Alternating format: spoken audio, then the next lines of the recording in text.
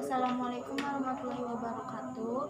Wilujeng wengi bade nepangkeun nama abdi Firdaus Apiani di kelas 10 IPA 4. Di dieu abdi bade ngawawancara mama tentang kebersihan lingkungan. Biasa abdi nyuhunkeun waktosna sakedap. Mangga biasa. Ieu abdi bade ngawawancara tumaros ngeunaan kana kabersihan lingkungan kahiji. Abdi bade naroskeun kumaha pendapat mama tentang kebersihan khususna kanggo lingkungan masyarakat. Kebersihan teh nyaeta pandangan anu nyaman. Raos di katingalina teu aya sampah anu pabarata. Kebersihan teh kasabagian tina iman. Kumaha pendapat mama kebersihan teh paling penting? Naon alasanana?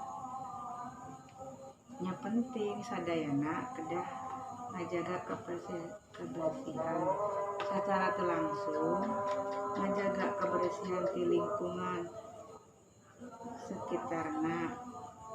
Ayeuna nuju musim virus corona, sadayana kedah ngajaga kesehatan, calik di bumi, cuci tangan nganggo sabun, sareng kedah bersih. Mun aya kepentingan keluar, kedah nganggo masker, sareng nganggo sanitizer. Pertanyaan kaopat, sakumaha pentingna mama kebersihan lingkungan masyarakat jeung wargana?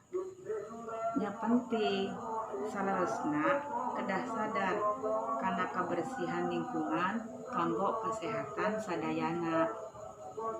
Pertanyaan kaopat, kumaha akibatna lingkungan teu dijaga? Akibatna bencana alam bakal kajadian. Contohna banjir, ulah ngabuang sampah sembarangan wae jeung sareng pencemaran lingkungan tina kondisi anu kotor. Pertanyaan kalima, kumaha anu kedah dilaksanakeun ku masyarakat supados lingkungan bersih? Nu kedah dipelajari, urang buang sampah kana tempatna, ulah motong pepohonan sembarangan, jaga kebersihan sareng gotong royong sadayana warga sekitarna. Pertanyaan kagenap, kumaha harepanana kanggo kahareupna tentang kebersihan lingkungan?